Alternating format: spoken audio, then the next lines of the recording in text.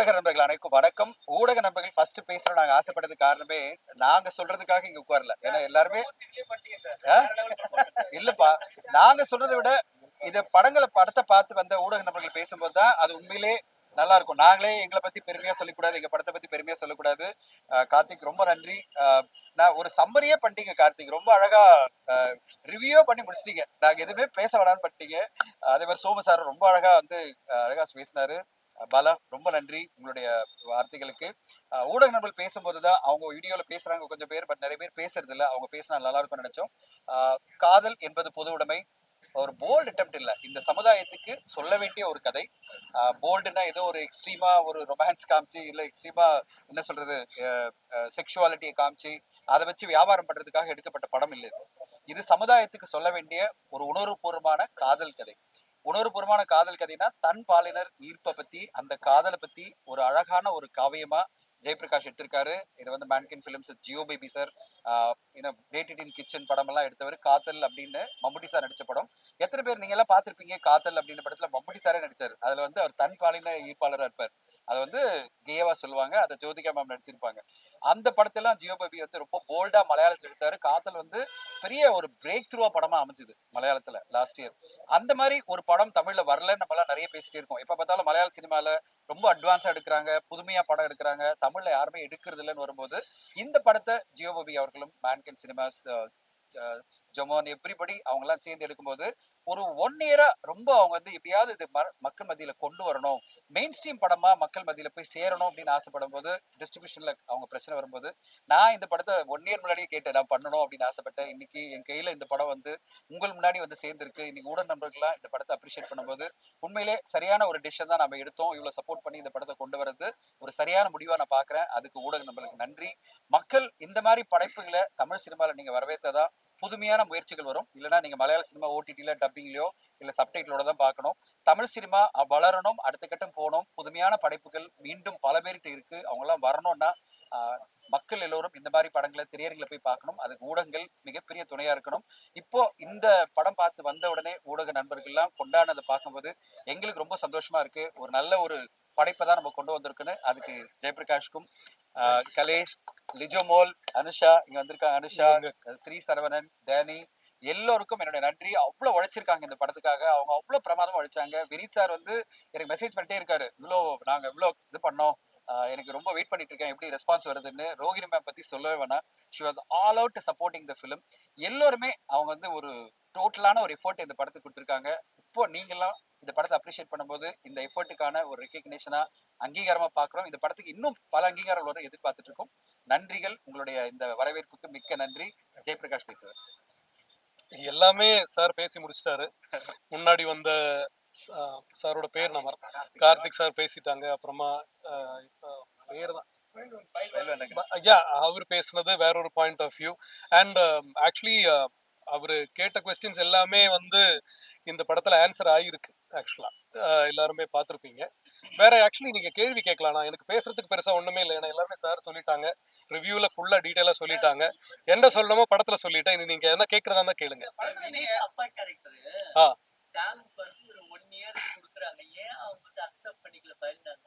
என்னங்க 1 இயர் ஏன் அக்செப்ட் பண்ணிக்கலன்னா, அவ வந்து இதுக்காக இவ்வளவு வருஷம் வெயிட் பண்ணிருக்கு. அதனாலதான் இந்த டாலோட கதையை சொல்றா. இது வந்து இன்னைக்கு இந்த 1 வருஷத்துல மாற போறது இல்ல. நான் பிறந்ததே இப்படிதான், இவ்வளவு வருஷமா நான் இப்படிதான் இருக்கேன், எனக்கு நண்டு பிடிச்சிருக்கிற மாதிரி இருந்தது, நான் இப்படிதான் வாழ்ந்துகிட்டு இருந்தேன். அவங்கள அந்த பேரை மீட் பண்ணப்பதான் எனக்கு வந்து திருப்பியும் பழைய மாதிரி நான் ஆகினேன். இனிமே இதுக்கு மேல என்னால வெயிட் பண்ண முடியாது, நான் எல்லாம் சொல்லி பார்த்தேன் உங்களுக்கு புரியல அப்படின்னு சொல்லிட்டு தான் அந்த முத்தம் அவங்க செய்யற அந்த அந்த காட்சி வைக்கிறதுக்கு காரணம் தான். வேற எனக்கு எந்த வழியுமே தெரியல உங்களுக்கு புரிய வைக்க அப்படின்னு சொல்லிதான் அது பண்றாங்க. சொல்யூஷன் கிடையாது சார், இது ஒரு ஸ்டார்டிங் பாயிண்ட் தான். டிஸ்கஷனுக்கான ஸ்டார்டிங் பாயிண்ட், புரிதலுக்கான ஒரு ஸ்டார்டிங் பாயிண்ட் தான் இது. எதுவுமே எப்பவுமே வந்து தீர்வாயிடாது. இந்த படம் வந்து இன்னொரு படத்துக்கான தொடக்கம். ஆக்சுவலா அப்பா அம்மா ஒரு டைம் கேக்குறாங்க சார். ஆமா, எல்லாருமே வந்து இப்போ வந்து அதே வந்து ஒரு லேடியா இருந்தாலும் அவங்க டைம் கேட்பாங்க. இப்போ அப்பா அம்மா கேட்க ஆரம்பிச்சாங்க. இந்த நீங்க இந்த சிச்சுவேஷன்ல கேக்குறாங்க. ஏன் வந்து நீங்க வந்து அந்த அந்த டைம் கூட கொடுக்க மாட்டீங்க?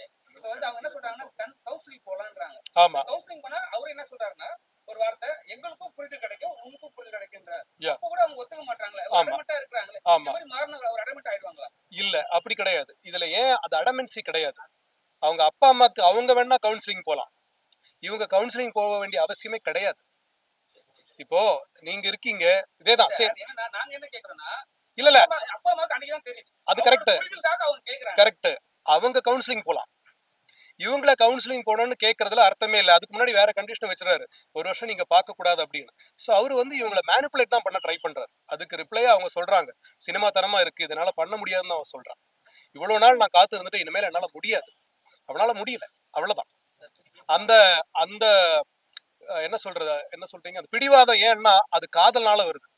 காதலிச்சிருந்தீங்கன்னா உங்களுக்கு தெரியும் பிடிவாதம் இருக்கும். Yes yes. இல்லாம இல்ல. நான் சினிமா சினிமா துறை ஓகே, ஸ்டோரி இது வந்து படமா காமிக்கணும், இது வந்து இது இருக்காது. இந்த ஸ்டோரி உங்களுக்கு நிஜமா எங்க இருந்து யாராவது ரெண்டு பேரை பாத்தீங்களா? இல்ல இல்ல இல்ல வீட்ல அந்த மாதிரி இருக்காங்களா? இல்ல இல்ல இல்ல. வீட்ல இருந்தா நீங்க அக்செப்ட் பண்ணிக்கலாம். ஓகே, நான் லாஸ்ட் கொஸ்டின் மட்டும் சொல்றேன். ஏன்னா முன்னாடி கேட்டதை நான் நிறைய இன்டர்வியூல சொல்லிட்டேன், ஏன் இந்த கதையை பண்ணலாம். என் வீட்டுல வந்து இந்த மாதிரி நடந்துன்னு வச்சுக்க, எனக்கு பையன் இருக்கான், பையன்ல பொண்ணு யாருக்காவது இப்படி நடந்திருந்தா 100% இந்த இதுல லக்ஷ்மி ரியாக்ட் பண்ண மாதிரியோ இல்ல வினீத் ரியாக்ட் பண்ண மாதிரி தான் நான் ரியாக்ட் பண்ணிருப்பேன் 100%. ஏன்னா எனக்கு இதை பத்தி தெரியாது, என்னோட உலகம் வேற. ஆனால் இதுக்கான சொல்யூஷன் என்ன?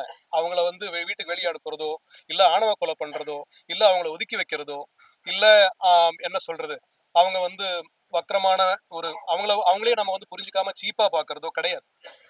புரிஞ்சுக்க நம்ம எப்போ வந்து முயற்சி பண்றோமோ அப்பதான் அன்பு, காதல், மனிதம் எல்லாமே ஆரம்பிக்குது.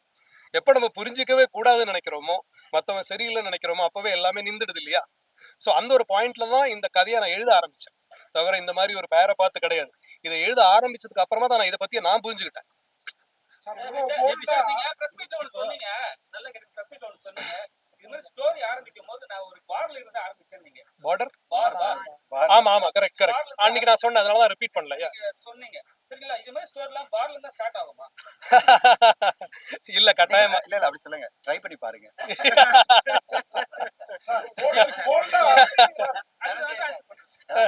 என்னங்க கடை என்னங்க? கடை முடுப்புறாங்களா? பாலா சொன்னார் கடை முடுப்புறாங்கன்றாரு. இல்ல இல்ல, டெஃபினட்டா அப்படி கிடையாதுங்க. இந்த கதை அந்த ஒரு சிச்சுவேஷன்ல வந்தது, அதனால நான் அது சொன்னேன், அது உண்மையா நடந்தது. சார் போல்டா இந்த கிளைமாக்ஸ் கொண்டு வரணும்னு பிளான் பண்ணியிருந்தீங்க, நல்லா இருந்தது. கொஞ்சம் சமூகத்துல விழிப்புணர்வு இருக்கு, நானே கூட சொன்னேன். ஆக்சுவலா இந்த கதையை இப்படி கூட இவரே ரெண்டு பேரையும் கல்யாணம் பண்ணிக்கிட்டு சமூகத்துக்காக அவங்க ரெண்டு பேரையும் ஜாயின் பண்ண விட்டுறலாம்னு எங்கேயாவது தோணுச்சு அவங்களுக்கு? ஏன் கேக்குறேன்னா போல்டாதான் சொல்லணும்னு தோணுச்சு. ஏன்னா அவர் அவ்வளவு பெரிய தியாகியா இருக்காரு. அவரே ரெண்டு பேரையும் மேரேஜ் பண்ணிட்டு ஒரு வீட்டுக்குள்ளார அவங்க ரெண்டு பேரும் ஒண்ணா அது வேற ஒரு கதையா இருக்கும். நம்ம பார்ட் 2 காதல் என்பது பொது உடைமை பார்ட் 2. இருங்க உங்களுக்கு டைம் ஆகுது சொன்னீங்க பாருங்க. கிளைமாக்ஸ்ல பாத்தீங்கன்னா எல்லா பெண்களும் ஓடி வருவாங்க கடற்கரையில. அனுஷாவும் விஜய் மட்டும் ஃபேஸ் மாஸ்க் போட்டுருக்க மாட்டாங்க, மத்த பெண்கள் எல்லாம். ஆமா ஆமா. சோ இன்னும் சமூகத்துல அப்படிதான் சில பேர் மறந்து வாழ்ந்துட்டு. ஆமா ஆமா, நிறைய நிறைய நிறைய பேர். ஆமா ஆமா, அது ஒரு சிம்பாலிக்கா ஒரு ஷார்ட்டா. இந்த ரெண்டு பேருக்கு வந்து வாழ்க்கை வந்து ஓபன் ஆயிடுச்சு. ஓபன் ஆயிட்டாங்க. அவங்க மீதி பேர்லாம் மறைஞ்சுதான் வாழ்ந்துட்டு இருக்காங்க. அவங்க சமுதாயத்துல இன்னும் வெளியில வர முடியாம தவிக்கிறாங்க.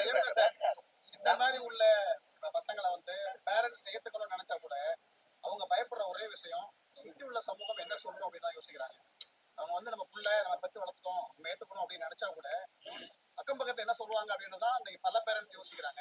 இந்த மாதிரி பேரண்ட்ஸ்க்கு நீங்க என்ன சொல்ல வரீங்க? அன்பு தாங்க அதோட பெருசு. நீங்க உங்க குழந்தைங்க மேல அன்பு அதிகமா வச்சிருந்தீங்கன்னா உங்களுக்கு கட்டாயமா மத்தவங்க சொல்றது பெருசா படாது.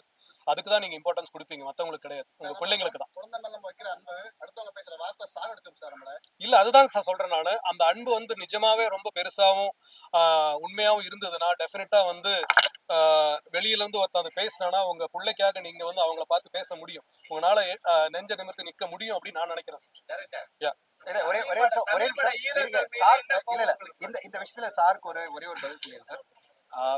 என்னுடைய குடும்ப சம்பந்தப்பட்ட ஒரு மிக க்ளோஸ் நண்பர், அவர் வந்து நேற்று எனக்கு கால் பண்ணி, உண்மையிலே எனக்கு ரொம்ப ஆச்சரியமா இருந்தது, இந்த படம் நான் இன்னைக்கு ரிலீஸ் பண்ண போறோம், அதாவது வந்துட்டு இருக்கோம். நேற்று எனக்கு அவர் சொன்னார், ரொம்ப க்ளோஸ் நண்பர், அவர் வந்து திடீர்னு என்கிட்ட வந்து தகவலா சொன்னார். அவங்க வந்து ரொம்ப ஃபேமிலி ஃப்ரெண்டு.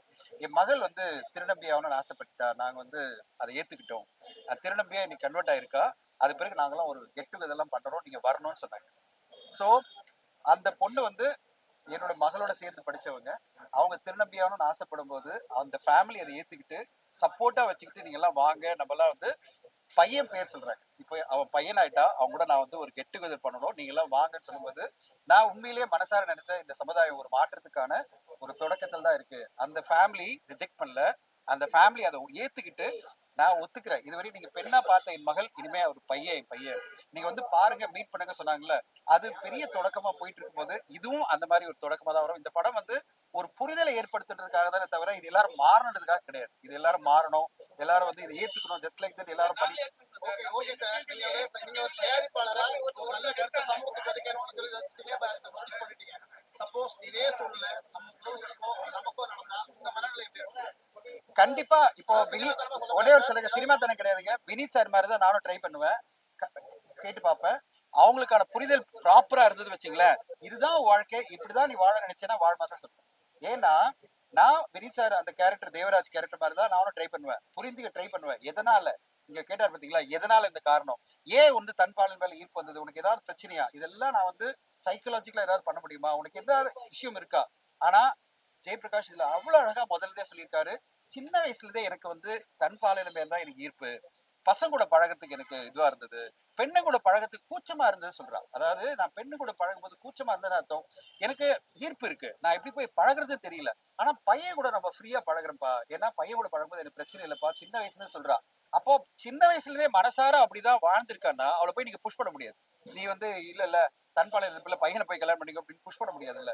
சோ அப்படிப்பட்ட ஒரு குழந்தையா நம்ம கிட்ட வளர்ந்துட்டாங்கன்னா, அப்படிப்பட்ட ஒரு வாழ்க்கையை அந்த பொண்ணு வாழ்ந்துட்டாலாம் பல வருஷங்கள், நீங்க ஏத்துட்டு தான் ஆகணும். அதுதான் அன்பினுடைய வெளிப்பாடா ஜெயபிரகாஷ் சொன்னாரு. உங்க உண்மையிலேயே நீங்க நேசிக்கிறீங்கன்னா உங்க குழந்தைய, அதை நீங்க ஏத்துக்கணும், அக்செப்ட் பண்ணிக்கணும். நான் இப்போ சொன்ன மாதிரி ஒரு குடும்பத்துல என்னோட நண்பர் குடும்பத்துல நடந்த மாதிரி நம்ம ஏத்துக்கிட்டு அந்த குழந்தைய நம்முடைய குழந்தைய எடுத்துக்கிட்டு நம்ம போகணுன்றதான் இந்த படம் சொல்ல வர கருத்து. இந்த படம் வந்து இதை ப்ராபகேட் பண்ணல, இதுதான் பண்ணணும்னு சொல்லல, இதுதான் ரைட்னு சொல்லல. கடைசியில வந்து என்ன சொன்னாரு, இதுதான் சொல்யூஷன் சொல்லல. அவர் சொன்ன வந்தது இதுதான், இதை நீங்க உணர்வுபூர்வமா ஏத்துங்க, உணர்வுபூர்வமா அக்செப்ட் பண்ணீங்க, இதை எதிர்த்து அவங்கள வந்து ஒரு தள்ளி வச்சிடாதீங்க, நம்ம குடும்பமா நினைங்க, நம்ம பசங்களா நினைங்க, அவங்க புரிஞ்சுங்கன்னு சொல்றதுதான் இந்த படைப்பினுடைய ஒரே நோக்கமா நான் கருதுறேன்.